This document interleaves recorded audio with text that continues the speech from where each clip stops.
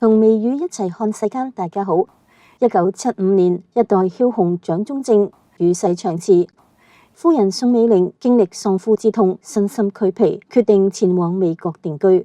除咗隨身行李之外，佢仲帶住夫君喺結婚嘅時候送俾佢嘅14K 金掛錶。8年後，呢一隻運轉咗50幾年嘅掛錶突然間唔轉啦。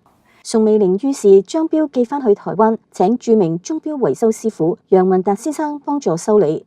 冇諗到，卻因此發現咗一個深藏嘅秘密。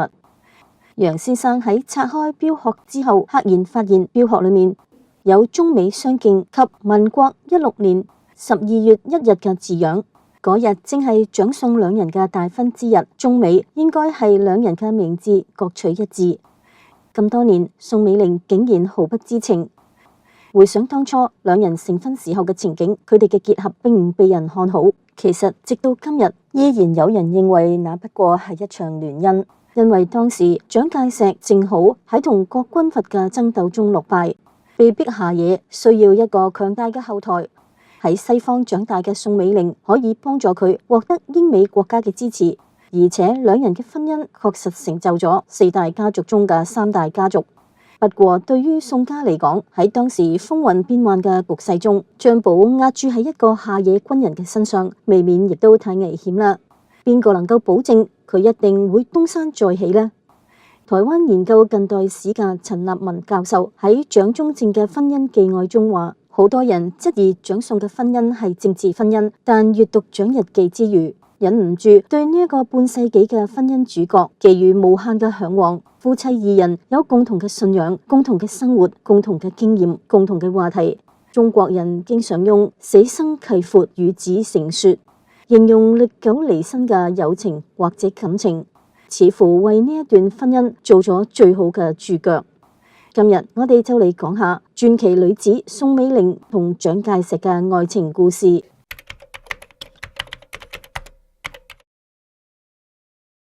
宋美齡嘅秘書張子珏寫過一本回憶錄，名為《在宋美齡身邊的日子》。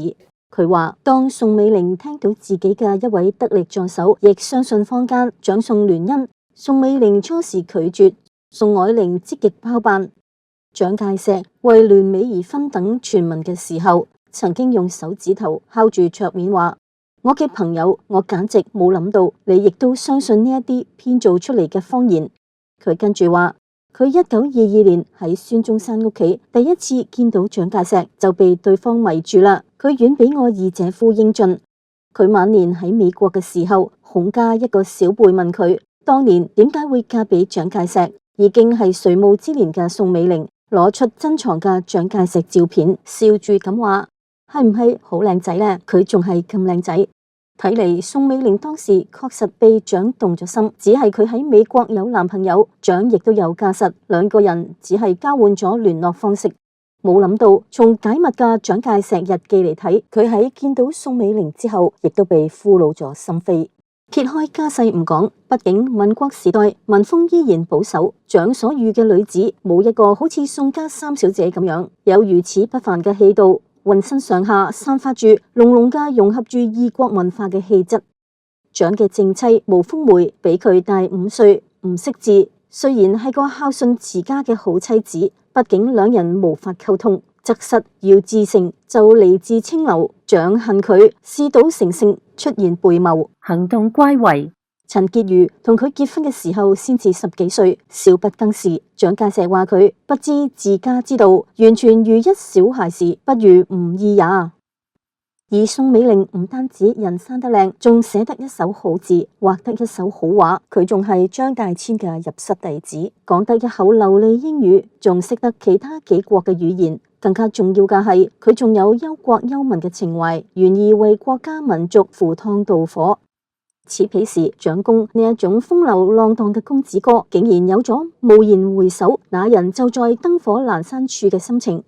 自此，佢杜絕咗一切花邊新聞。後來，蔣介石向孫中山吐露咗對宋美齡嘅愛慕之情，並想請宋慶齡幫忙。孫文表示贊同，而孫夫人就極力反對。宋慶齡曾經憤怒咁話：我寧願睇到我妹妹死，亦都唔願意讓佢嫁俾一個喺廣州城至少有一兩個情婦嘅男人。佢仲多次喺母親面前數落蔣，令到宋老太太魏桂珍對蔣嘅印象亦都好差。魏桂珍反對嘅主要原因係因為一來蔣介石已經有咗正妻，二來蔣介石係個佛教徒，而宋家都係基督徒。大姐宋靄齡初時亦都係反對呢一樁婚事，但後來俾宋美齡說服咗。宋美齡話：呢一樁婚事自始至終都係我自己做主，同姐姐何干。至於蔣介石同我結婚係為咗走英美路線，咁就更加係天大嘅笑話。為咗宋美齡，蔣介石做咗兩個決定，一個係答應改變宗教信仰，另一個係同妻子離婚。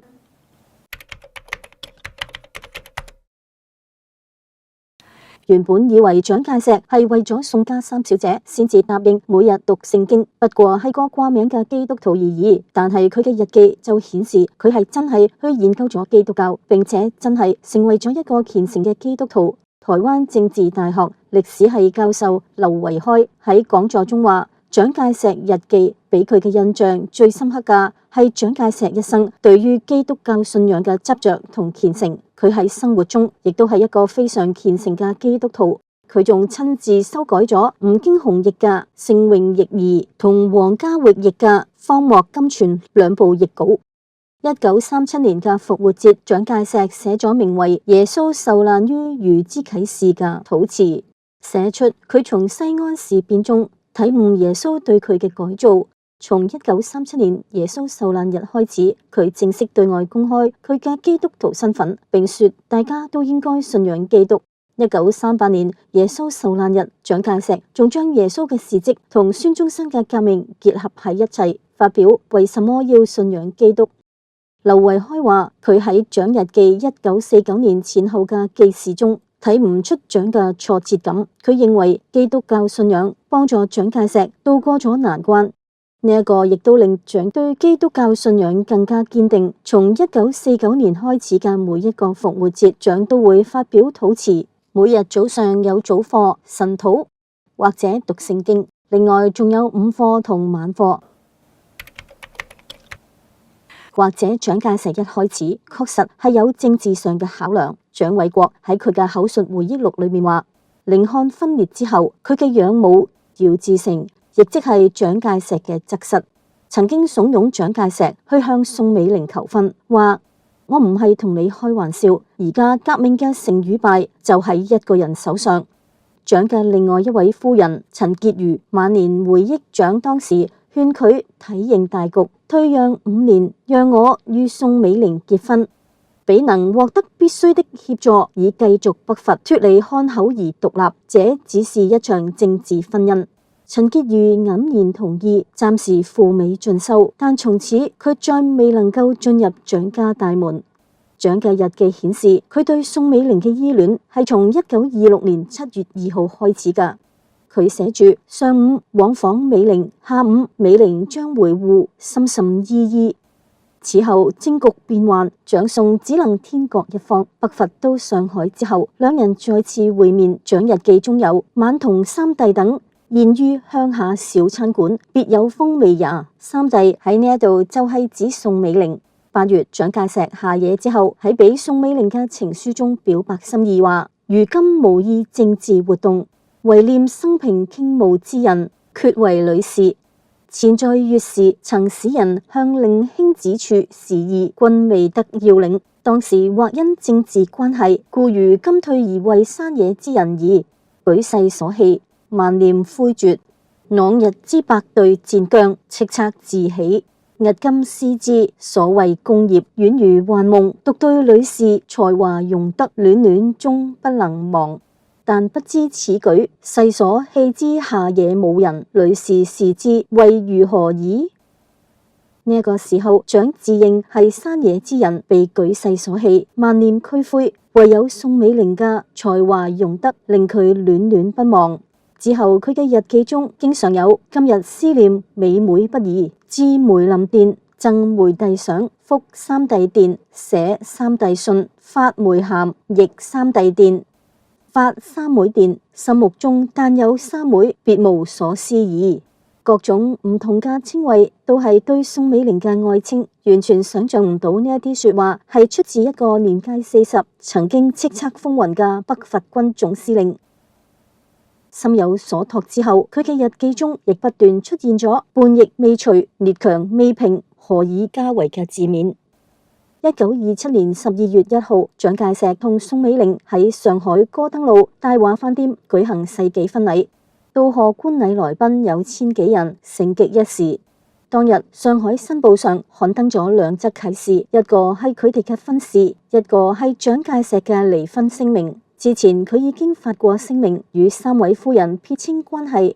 當日蔣介石嘅一篇《我們的今日》，將佢內心嘅喜悅展露無遺。如今日得與最敬最愛之宋美齡女士結婚，實為如有生以來最光榮之一日，之亦為如有生以來最愉快之一日。如奔走革命以來，常於積極進行之中，忽萌消極退隱之念。昔日前輩領袖常問如何日始能專心致志於革命，其他厚愛與之同志亦常討論如何而能使忠正安心盡革命之責任。凡此疑問本易解答，唯當時不能明言。至今日乃有圓滿之答案。如確信，如自今日與宋女士結婚以後，如知革命工作必有進步，如能安心盡革命之責任，即自今日始也。正係宋美齡重新激起咗佢嘅革命意志。婚後不久，蔣介石復出，成為中華民國元首，宋美齡亦成為名副其實嘅第一夫人。自此，佢哋夫妻同心，其利斷金。宋美齡雖然受嘅係西式教育，卻有住中國傳統婦女嘅美德，一直默默咁補充住丈夫，協助更好咁完善佢革命事業嘅一切。佢哋夫妻相互扶持，感情亦都越嚟越深。蔣介石最器重嘅高級將領之一陳誠喺俾妻子嘅家書中講到蔣介石當年譯電報嘅情形。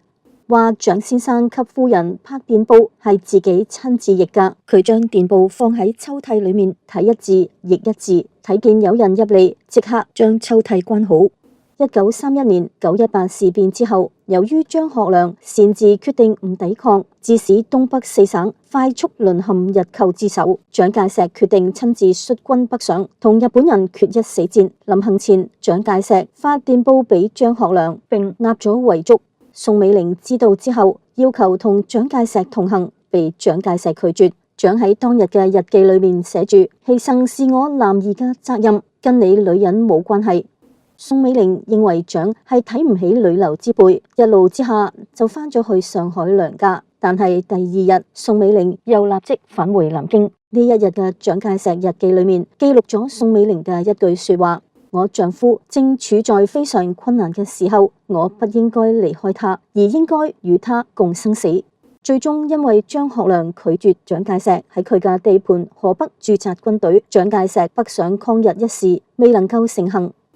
1936年4月，航空委員會增設秘書長，宋美齡獲得聘任。第二年，佢邀請美國退役空軍教官陳立德來華，協助強化空軍戰力。後來，民國大名鼎鼎嘅飛虎隊就係宋美齡促成嘅，由陳立德上校擔任指揮官兼大隊長。二戰期間，創下擊落日機268架、擊傷40架嘅戰績。飛虎隊感戴宋美齡，推崇佢為名譽隊長。1936年12月，西安事變發生後，宋美齡打算不顧個人安危，深入虎穴救蔣介石脫險。當蔣介石知悉宋嘅打算之後，立即寫信俾佢，堅決拒絕佢去西安。然後蔣立下遺囑，並特別喺遺書中告誡蔣經國同蔣緯國：我一生唯有宋女士為我唯一之妻，如你們自認為我之子，則宋女士亦即為兩子唯一之母。我死之後，無論何事，皆須以你母親宋女士之命侍從，以慰吾靈士卒。宋美齡兩次小產之後無生育，蔣介石擔心自己死後冇人照顧佢，是以特別叮囑兩個兒子。但宋美齡義無反顧，帶住一盒親手做嘅梅乾菜同一把小手槍，登上咗前往西安嘅飛機。梅乾菜係蔣介石平時最喜歡食㗎。喺前往西安嘅飛機上，宋美齡將手槍遞俾隨行嘅美國顧問端納，話落咗飛機之後，如果本軍對我無禮，就請立即開槍打死我。問世間情為何物，直教人生死相許。就連宋家嘅二小姐宋慶齡亦不得不承認，蔣宋之間係真正嘅愛情。之後兩人感情彌堅，齊心致力於國事。戰爭期間，宋美齡親力親為國軍縫製軍服，到醫院探望國軍士兵，幫傷員包紮傷口。1943年喺中國抗日戰爭最艱難嘅時期，宋美齡以中國第一夫人嘅身份，先後出訪美國、加拿大。佢拜會咗羅斯福總統夫婦，並進入美國國會演講。國會議員席同旁聽席上座無虛席。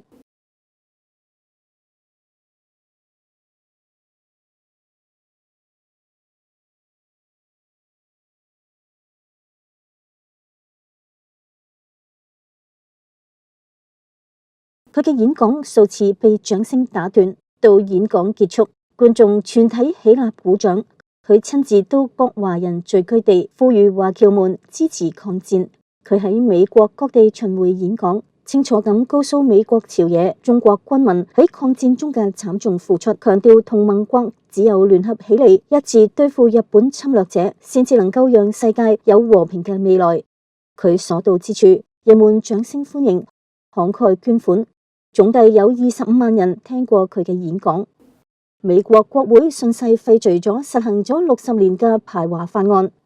值得一提嘅係1995年二戰勝利50週年之際，為咗表示對佢嘅尊敬同敬佩，宋美齡再次被邀請到美國國會演講。97歲高齡嘅佢依然神采奕奕，說話鏗鏘有力。抗戰結束後，國民黨政府因為政策失誤，又因美國嘅干預，喺之後嘅解放戰爭中節節失利，最終退守台灣。喺台灣，宋美齡陪伴蔣介石度過咗佢人生最後20幾年嘅歲月，兩人嘅情感老而彌堅。蔣介石多次喺日記中寫下佢對宋美齡嘅愛意，並深情咁告白話：如死後不願國葬，唯願與愛妻美齡同葬於紫金山棲霞寺。